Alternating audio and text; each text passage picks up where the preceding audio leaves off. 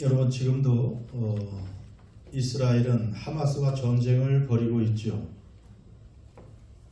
전쟁이 지금 9개월째, 작년 뭐 말부터 벌써 9개월째 하마스가 이끄는 팔레스타인과 전쟁을 벌이고 있는데, 이 전쟁으로만 벌써 팔레스타인 사람만 거의 4만여 명이 목숨을 잃었죠. 뭐 부상당한 자야 또 10수만이 넘고, 이렇게 끔찍한 전쟁을 벌이고 있는데, 이 말을 한 것은 어떻게 보면 이스라엘이 이번에는 책임이 크죠. 이 전쟁이 언제 끝이 날지도 모르고 여전히 이 끔찍한 사륙이 계속 이루어지고 있다는 안타까운 현실입니다. 이스라엘이 여전히 골칫거리가 아닌가, 세계의 골칫거리예요. 미국도 어쩔 수 없는 이 이스라엘은. 그림이 나오나요? 이렇게 한 번쯤은 우리 그리스도인들이, 또 천주교인들도 한 번쯤 가기를 원하는 이 예루살렘, 또 모슬렘의 성지기도 한 이 예루살렘, 이스라엘임에도 불구하고 여전히 현실적으로는 많은 골칫거리로 전락한 그런 모습입니다. 그런데 왜 하나님께서는 지구상의 그 수많은 나라들 중에서, 그 민족 중에서 이스라엘을 택하셨을까? 왜 이스라엘을 택하셨죠? 하나님께서? 그 사람들이 똑똑해서 그렇습니까? 강한 나라라 그렇습니까? 아니면 부유한 어떠한 부가 있어서 그렇습니까? 어떤 메릿이 있어서 이스라엘을 하나님이 선택하셔서 선민을 삼으셨을까요? 성경에 보면 신명기 7장 7절, 그 다음에 제가 읽으면요, 여호와께서 너희 이스라엘을 기뻐하시고 너희를 택하시면 너희가 다른 민족보다 수요가 많기 때문이 아니니라. 너희는 오히려 모든 민족 중에 가장 적으니라. 가장 작고 보잘것없는 민족이었어요. 사실은 떠돌이였습니다. 나라도 없이. 그 민족을 하나님이 선택하셨습니다. 그러면 뭐 성품이라도 좋아야죠. 성품이. 이스라엘 성품이 좋은가요? 이스라엘 민족의 성품은 어떤가? 여러분 구약성경 출애굽기 쭉 읽다 보면 목이 거둔 백성이라 그런 말이 있잖아요. 목이 뻣뻣해요. 목에 기부스를 한 사람들이에요. 얼마나 교만합니까? 거만하고, 특별히 하나님의 말씀을 듣질 않아요. 하나님의 그 은혜로 선택을 받았음에도 불구하고 왜 하나님이 유대인을 선택하셨을까? 이 골칫거리를. 그런데 놀랍게도 사람이 되신 예수님, 하나님이 사람이 되셨는데 어느 민족 사람으로 태어나셨어요? 이스라엘 사람, 유대인으로. 그건 참 부럽네. 한국 사람으로 이렇게 오셨으면. 그런데 대한민국은 너무 이스라엘 민족에 비해서 좀 나은 데가 있는지 몰라요.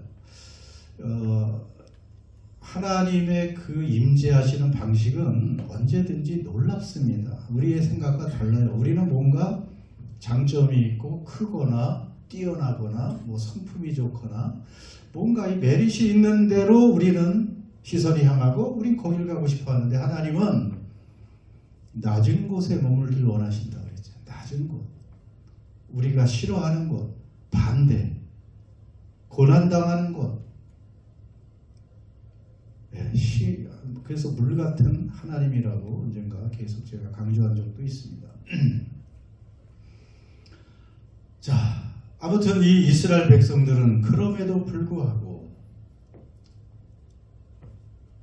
목이 곧은 백성이고 이렇게 하나님의 골칫거리가 되어 있습니다. 오늘 말씀이 참 길고 제가 이제 히브리서 강의를 하니까 이제 쭉 계속해서 나가야 되는데요. 이 긴 말씀 여러분 한 번 쫙 읽으니까 머리에 쏙 들어옵니까? 한 번 읽어도 안 되고 5번 읽어도 헷갈리고, 저도 여러 번 읽어보니까 뒤부터 풀으면 좋을 것 같아요. 이 말씀을 16절에서 19절로 이렇게 질문과 대답으로 하나님께서 어느 정도 풀어주시더라고요. 16절 보세요.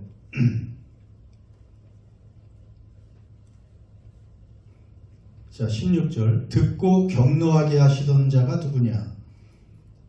하나님의 말씀을 듣고 하나님을 경노하게 하던 자가 누구냐? 이렇게 물었어요. 누가 하나님의 말씀을 들었는데 하나님을 화나게 했습니까?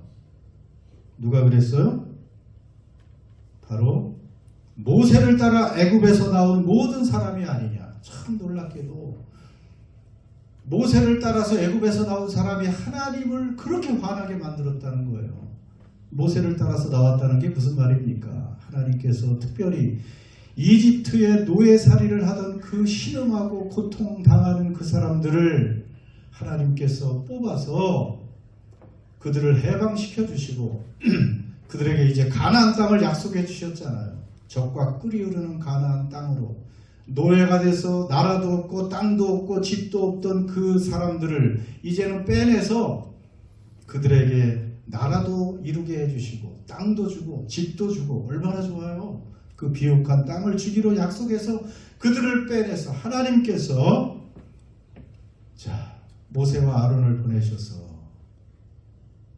그 강한 이집트 파라오 왕을 벌하시고 그 민족을 심판하시고 그들을 이끌어내서 홍해를 가르시고 이제 사막을 통과해서 그 광야를 통과해서 젖과 꿀이 흐르는 가나안 땅으로 이끌어내신 바로 그 백성이 모세를 따라 애굽에서 나온 그 모든 사람이 그러면 하나님의 그런 놀라운 은혜와 구원과 기적을 경험했으면 하나님을 찬양해야 되잖아. 하나님께 순종해야 되잖아요. 하나님을 기쁘시게 해야 되잖아요. 그런데 하나님의 말씀을 들었지만 하나님을 경노하게 하던 자가 안타깝게도 바로 이런 사람들이라는 거예요. 모세를 따라 나온 이스라엘 백성들. 그뿐입니까? 17절. 또 하나님이 40년 동안 누구에게 노하셨느냐?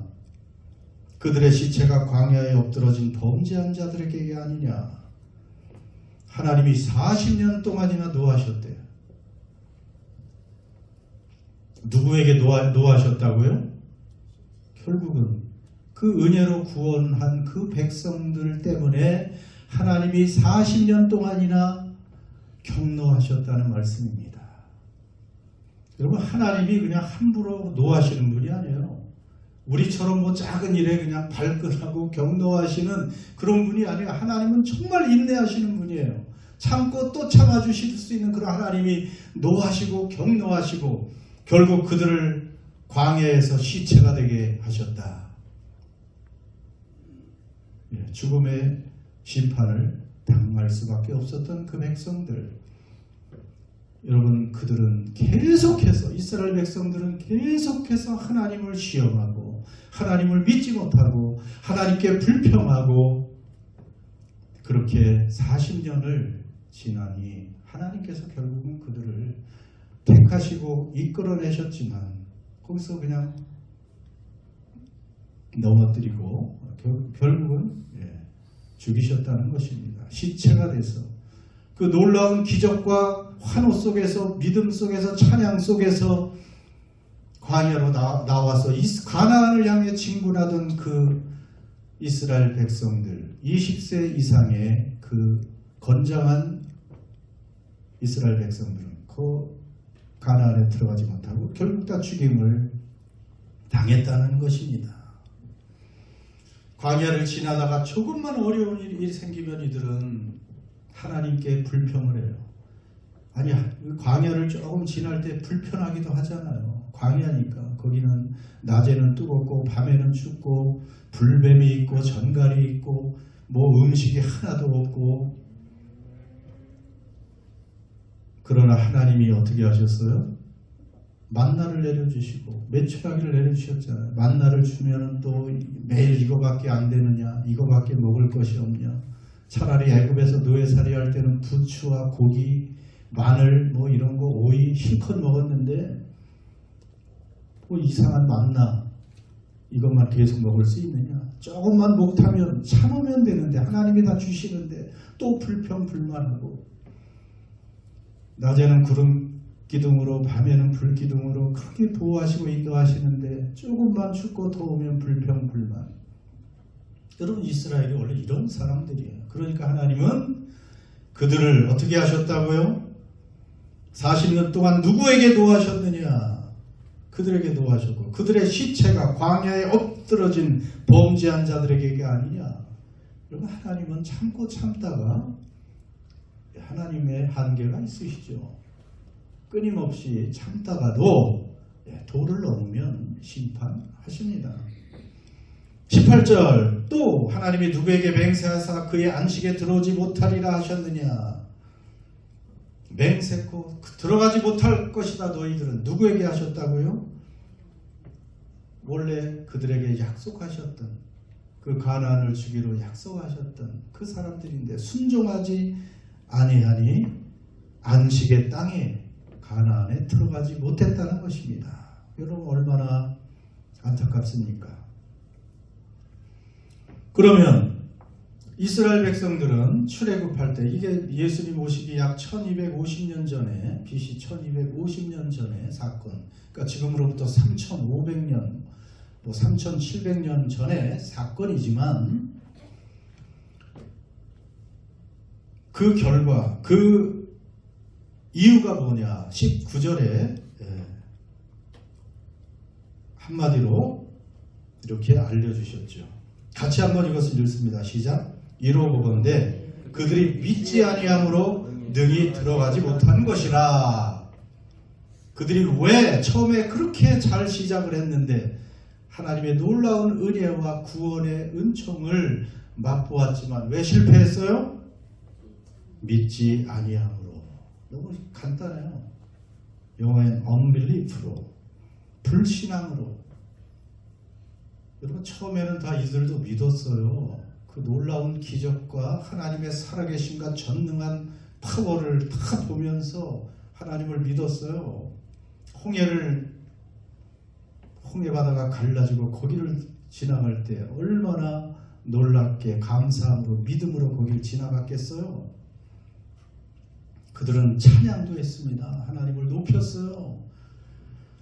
그런데 조금 힘들고 어려운 그 광야 생활이 시작되니까 사실 40년을 하나님이 그 이스라엘 백성들을 광야로 뺑뺑이 돌리려고 하지는 않으셨습니다. 한 열흘 정도 못 미쳐서 가데스 바네아라는 곳에서 이제 하나님께서 올라가라고 말씀하셨어요. 이제 너희도 들어가면 돼. 가나안 땅에 들어가면 이제 그 땅을 너희에게 줄 거야. 너희 그 땅도 줄 것이고 그리고 집도 줄 것이고 이제 너희는 민족을 이룰 거야. 이제 고생 끝이야. 이제 올라가 했는데 이스라엘 백성들이 거기서 정탐꾼 12명 12지파 대표를 보내죠. 그런데 대다수의 정탐꾼들이 돌아와서 10명이 뭐라고 말합니까? 우리는 갈 수 없다. 거기에는 정말 좋은 땅은 맞는데 거인도 있고 그들의 성들은 다 요새화되어 있고 우리들은 도저히 그들과 싸워서 그 땅을 점령할 수 없어. 우리는 안 돼. 아니 이런 부정적인 보고를 하니까 물론 2명 여호수아와 갈렙은 하나님이 함께 하시면 그들이 아무리 강해도 그들은 우리의 밥이다. 올라가서 취하자 했는데 이스라엘 백성들은 누구의 말을 들었어요? 10명의 부정적인 보고를 한 정탐꾼의 말을 듣고 울며 통곡하며 우리는 안 된다. 이제 괜히 애굽에서 나와서 이 광야에서 죽는구나. 다시 장관을 하나 세워서 돌아가자. 이러면서 하나님이 올라가서 취하라고 했는데도 불순종했잖아요. 조그만 그 환경의 어려움을 보고서 불순종했습니다. 이 가데스 바네아는 그래서 불순종과 배역의 상징이 된 땅 그 장소의 이름입니다.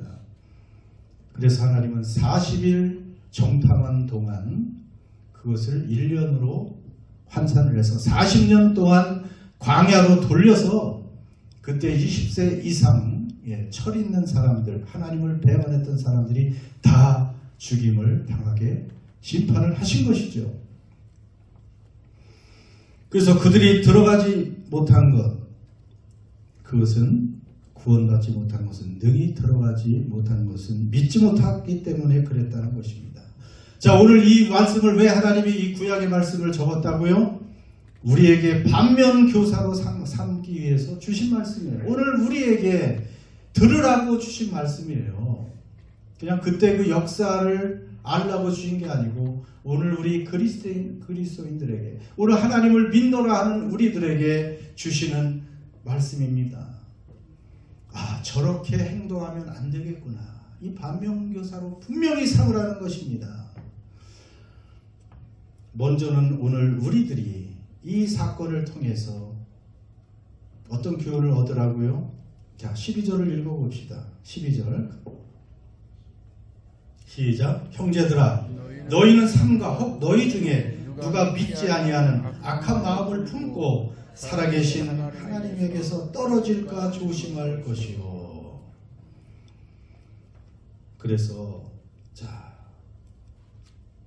이스라엘 백성들은 그 은혜와 하나님의 그 대속 구원을 맛보고도 믿지 않아서 살아계신 하나님께서 떨어져 나갔습니다.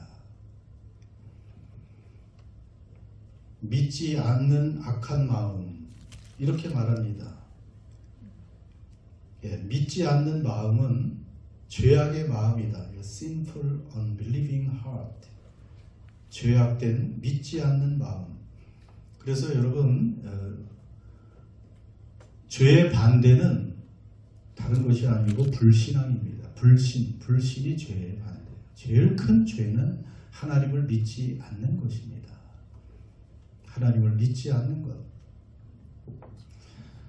너희도 삼가 너희 중에, 너희는 삼가 혹 너희 중에, 이 한 사람 한 사람, 우리 중에 누군가 믿지 않는 악한 죄된 마음을 품고 하나님, 살아계신 하나님께 떨어질까 조심해라. 오늘 우리에게 들려주신 그 말씀입니다.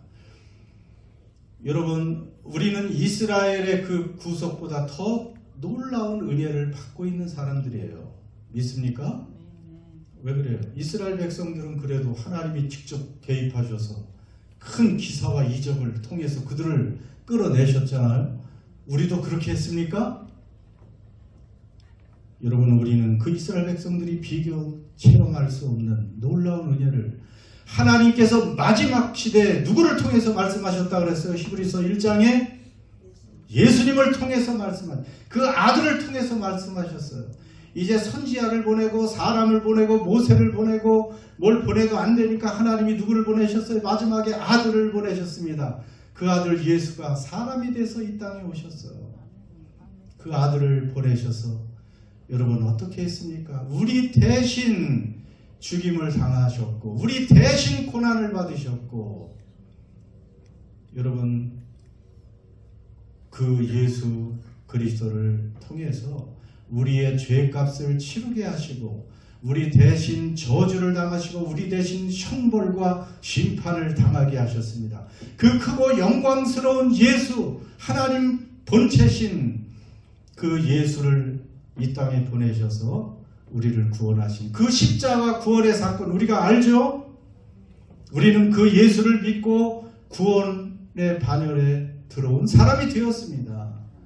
이것은 어떤 기적보다도, 어떤 하나님의 큰 기적과 이사보다도 더 큰 기적이요 사랑의 사건이었습니다.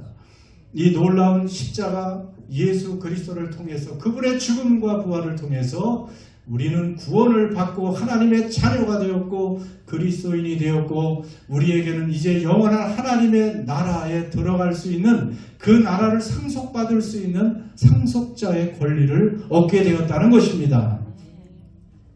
여러분, 그런데 이렇게 더 큰 하나님의 희생과 은혜와 구원을 누리고 있는 우리들이라면 더 하나님께 순종하고 더 하나님을 잘 믿고 더 하나님을 잘 섬겨야 되지 않겠느냐 하는 그러한 말씀입니다. 여러분, 하나님을 믿지 못한다는 것은 믿음이 적거나 부족한 정도가 아니에요. 하나님을 거절하는 거나 마찬가지예요. 하나님이 무슨 말씀을 하시는데 하나님을 못 믿는다는 것은 그분을 거역하는 거예요. 거절하는 거예요. 얼마나 무서운 죄겠습니까? 그러면서 자, 불순종하면서 하나님을 믿지 않는 이런 사람이 되지 말아야 된다는 것을 알려주고요. 그 다음에 13절의 말씀을 보세요. 자, 오늘 제일 중요한 말씀입니다. 시작. 오직 오늘이라 일컫는 동안에 매일 피차 권면하여 너희 중에 누구든지 죄의 유혹으로 완고하게 되지 않도록 하라. 그러니까 여기에 보면 마지막에 완고하게 되지 않도록 해라. 완고하게 된다는 것, 이 영어 성경에 있는 것처럼 이 마음이 하라든지 딱딱해진다는 거예요. 그러니까 마음이 딱딱해져. 하나님의 말씀을 들었는데 마음이 딱딱해져서 그 말씀이 떨어지질 않아요. 도저히 그 마음에 들어가질 않아요. 그런 사람이 얼마나 많아요. 아무리 하나님의 말씀을 외치고 여러분이 하나님의 말씀을 읽어도 마음이 딱딱한 사람에게는 그 말씀이 아무런 영향을 미치지 못해요. 예수님이 네 가지 그 밭을 설명해 줬잖아요. 어떤 마음밭이 돼야 돼요? 우리는 옥토밭이 돼야 돼요. 옥토밭. 제일 안 좋은 게 길가밭. 사람들이 겨울에 지나다녀서 그 길이 돼버렸어요. 밭이. 거기에 농부가 씨를 봄에 뿌렸는데 어떤 씨앗은 그 딱딱해진 그 길가같이 생긴 밭에 떨어지니 새들이 와서 먹어버렸다. 씨앗이 사라져버렸어요. 그 마음이 부드러워져야 우리는 그 하나님의 말씀에 순종할 수 있고 믿을 수가 있는 것입니다.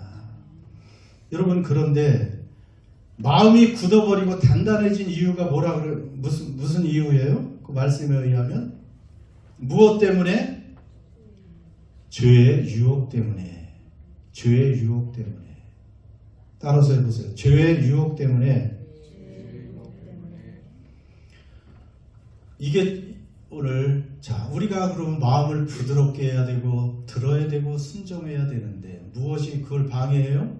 죄의 유혹이. 여러분, 죄의 유혹은 호락호락하지 않습니다. 뭐 옛날에 그 우상들은 눈에 보이잖아요. 사람들이 만들어 놓은 것이라 뭐 때려 부술 수는 있는데 이 죄의 유혹, 이 우상, 오늘날의 우상의 유혹은 참으로 견고하고 아주 교묘합니다. 우리 문화 속에 아주 침투해서 죄로, 유혹으로, 우상으로 보이지 않도록 가장을 해요. 그러니까 죄의 유혹에 아주 쉽게 우리가 유혹당하는 거예요. 우리도 모르게. 소설가 김은의 그 유명한 소설 중에 칼의 노래라는 것이 있습니다. 칼의 노래라는 소설, 임진왜란 때 이순신 장군의 일대기를 아주 심리적으로 잘 묘사하잖아요. 이 김은 소설가가. 그 책에 그런 말이 있습니다. 무서운 것은 칼로 베일 수 있는 것이 아니라 칼로 베어지지 않는 적들이다. 무서운 것은 칼로 베일 수 있는 적들이 아니고 칼로 베어지지 않는 적들이다. 무슨 말인지 알겠습니까? 차라리 적군이 보이고 칼로 베일 수 있는 적은 이순신 장군이 그 지략으로, 그 용맹으로, 그 능력으로 다 제압할 수 있었잖아요. 그런데 칼로 베어지지 않는 그 적들이 더 무서워. 그 적들은 누구예요? 내부의 적인데 뭐 그 당시 선조 왕이라든지 그 뭐 원균이라든지 이런 그 모함자들이 많이 있었잖아요. 이순신 장군을 모함해서 죽이려고 하고. 그러니까 무서운 것, 두려운 것은 칼로 베을 수 있는 것이 아니고 칼로 베어지지 않는 적들이다. 여러분, 오늘 우리를 유혹하는 이 죄의 유혹들이, 우상들이 얼마나 우리 삶에 의미를 주는 척하고 우리의 삶을 지배합니다. 정신 차리지 않으면. 현대 사회를 이끌고 가는 우상들이 뭘까요? 우리도 모르게 여기에 이끌려가게 하는 성공해야지. 돈 벌어야지. 쾌락, 재미, 오락, 재밌게 살아야지. 오늘날 이 엔터테인먼트 산업이 얼마나 발달했어요. 다 오락, 즐겨야 돼 인생은. 이런 것들이 좋은 모습으로 다가오기 때문에 우리도 모르게 거기에 그냥 마음이 뺏겨요. 하나님과 멀어지게 해요. 요즘에 오랜만에 BBC 뉴스를 이렇게 한번 틀어놨더니 BBC 뉴스는 온 세계의 모든 뉴스를 다 전하잖아요. 짧게. 또 갑자기 대한민국 뉴스를 코리아 얘기를 해서 이게 무슨 뉴스인가 들어봤더니 얼마 전에 정부에서 무슨 대책? 한국의 그 학생들 자살률이 너무 높아서 어떤 대책을 내놓았다. 이런 뉴스를 하더라고요. BBC에서. 그러면서 앵커가 기자에게 왜 한국의 그 학생들 자살률이 높습니까? 했더니 성공지향적인 사회이기 때문에 그렇다고 또 진단을 내리더라고요. 세계가 다 그렇지만 특히 한국은 성공지향적, 성공해야 돼. Success Driven Society 이렇게 말하는데 성공하기 위해서 그냥 그 성공의 신화를 향해서 그냥 어릴 때부터 달려가는 거예요. 또 성공해야 된다. 성공하려면 어떻게 해야 돼요? 일단 학생 때부터 좋은 대학을 가지 않으면 한국은 성공할 수가 없어. 좋은 대학. 일부만 갈 수 있는 그 대학에 들어가는 성공하려면 돈을 많이 벌어야 되지. 돈 벌려면 좋은 직장을 가져야 되지. 좋은 직장에 가려면 좋은 대학에 들어가야 되죠. 그런데 수능을 보고 시험을 보는데 내신도 안 나올 것 같아. 영 좋은 대학에 들어갈 조짐이 보이질 않아. 그러니까 그냥 뛰어내리는 거예요. 아파트에서. 최고 많은 자살률, 우리 학생들. 전체 자살률도 높지만. 그래서 성공지향적이기 때문에 그래요. 우리 안타깝죠. 그냥 자기들의 그 특성대로 하나님이 만드신 대로 그 재능을 살려서 각처에서 일하고 그 즐겁게 인생을 얼마든지 보람있게 살 수도 있는데 다 좋은 직장에 좋은 대학을 나와야 좋은 직장을 가니까 그 일부의 성공자가 되기 위해서 떡잎부터 난 안 돼 하면 자살을 택하고 포기하고 성공, 돈을 벌고 성공해야 또 세상을 즐기니까. 그러면 성공하고 즐거운 인생이 되나요?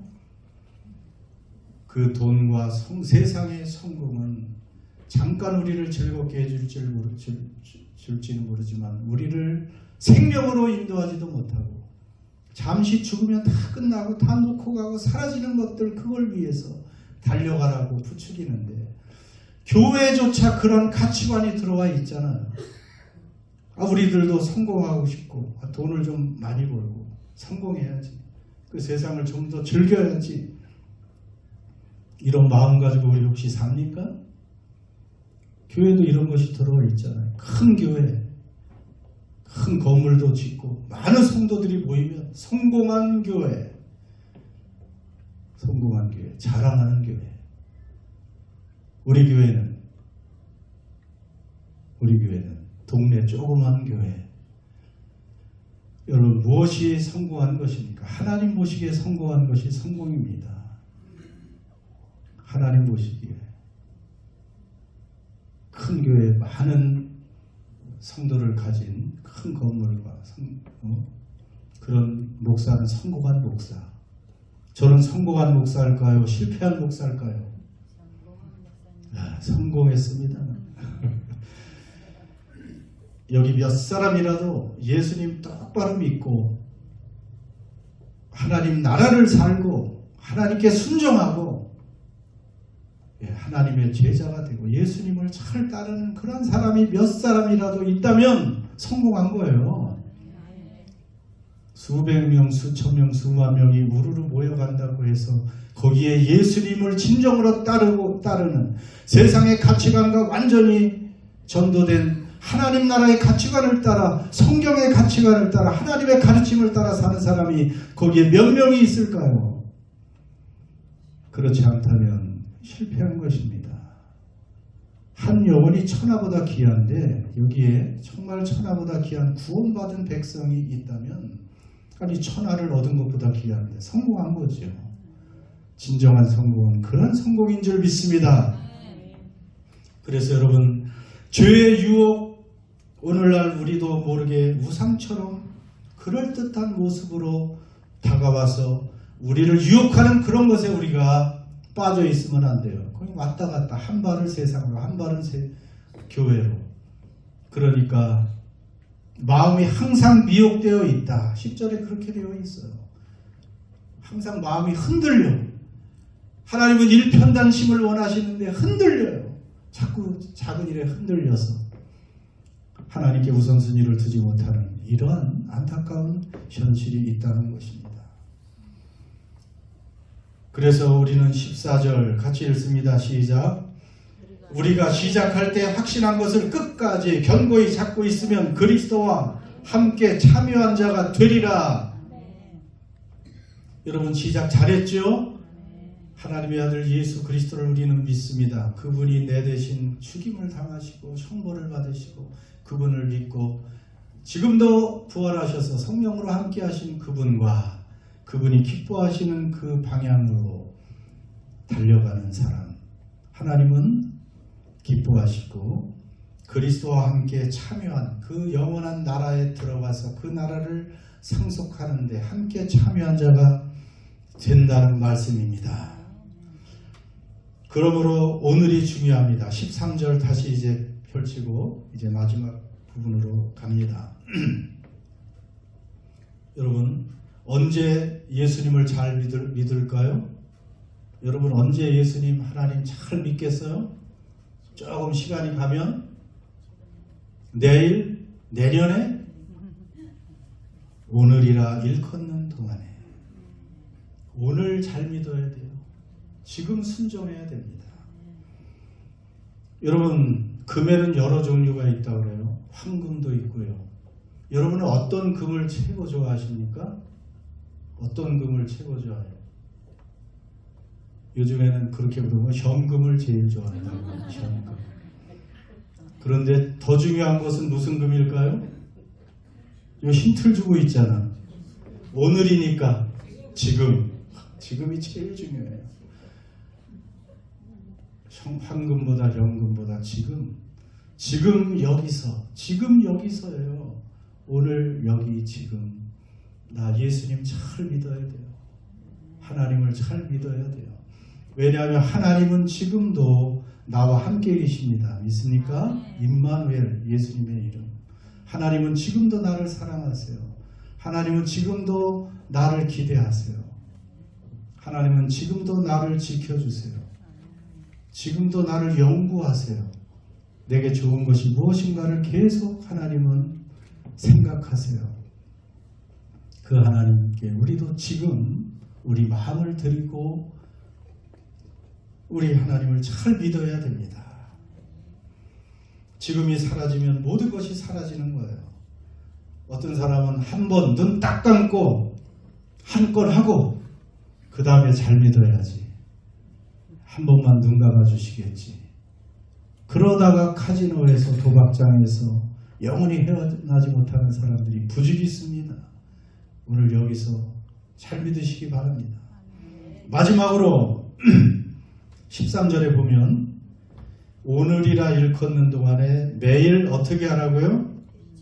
피차 권면하라. 여러분 이게 참 중요합니다. 이제 마지막인데요. 피차 권면해야 돼요.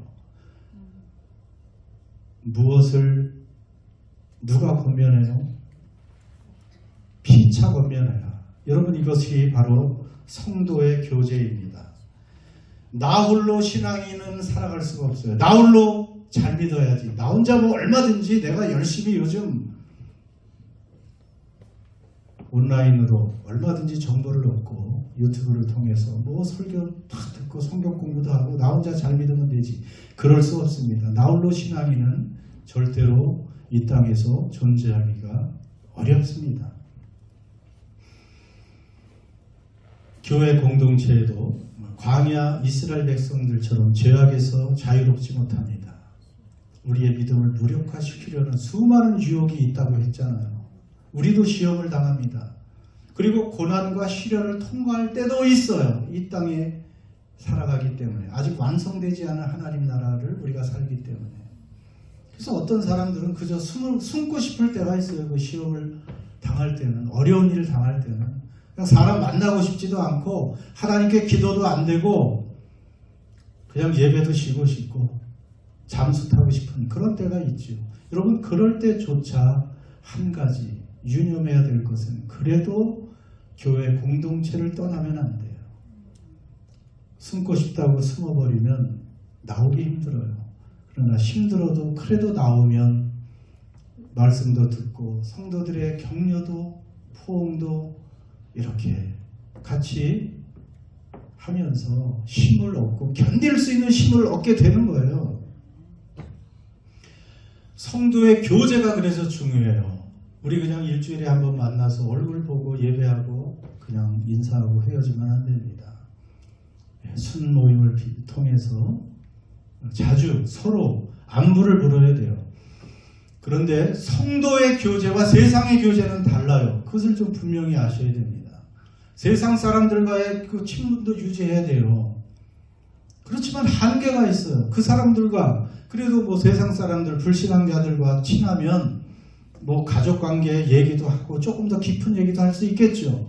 그러나 우리의 신앙 얘기는 할 수 없습니다. 제일 중요한 믿음 얘기를 할 수가 없어요.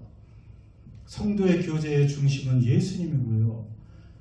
그 사람이 정말 예수님 잘 믿고 있나, 예수님을 굳게 믿음 안에서 세워져 있나, 이걸 물어봐야 돼요. 근데 그냥 성도의 교제라고 해도 우리끼리 만나도 밥 잘 드셨느냐, 뭐 가족 잘 있느냐, 여러분 이 정도에서 안 됩니다. 상대방이 지금 온전한 믿음으로 똑바로 예수님 잘 믿고 견고한 믿음으로 하나님 안에 서 있는가를 봐야 돼요. 그래서 그것이 흔들리면 그 사람을 잡아줘야 되고 격려해야 하고 위로해야 되고 기도해줘야 됩니다. 그것이 성도의 교제죠. 그냥 세상의 교제하고 다른 것이 성도의 교제입니다. 오늘 말씀 그래서 오직 오늘 지금 일컫는 동안에 매일 피차 권면해서 서로 그 성도의 진정한 교제를 해서 너희 중에 누구든지 죄의 유혹으로 완고하게 되지 않도록 하라. 오늘 이것이 하나님의 말씀의 결론입니다. 여러분 우리 자신을 돌아보세요. 지금 나는 어떤 죄의 유혹을 받고 있습니까? 혹시 내 믿음은 저 이스라엘 광야에서 심판받은 그 사람들보다 좋은 믿음에 있습니까? 더 큰 은혜와 구원을 받은 우리는 지금 어떤 방향을 향해 달려가고 있습니까?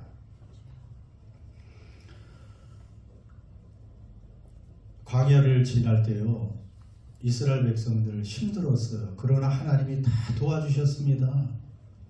음식이 없을 때는 만나를 내려주셨잖아요. 고기가 먹고 싶다 할 때는 메추라기도 주셨어요. 반석에 바위에서 물이 솟아나오도록 해주셨어요. 하나님이 우리의 필요는 다 채워주십니다.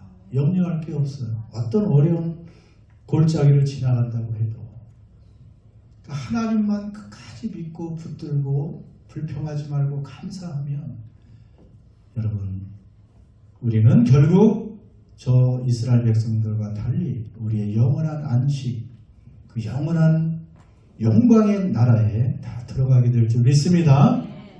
그런 나라에 다 들어갈 수 있는 저와 여러분 되시기를 주의 이름으로 축원합니다. 기도합시다.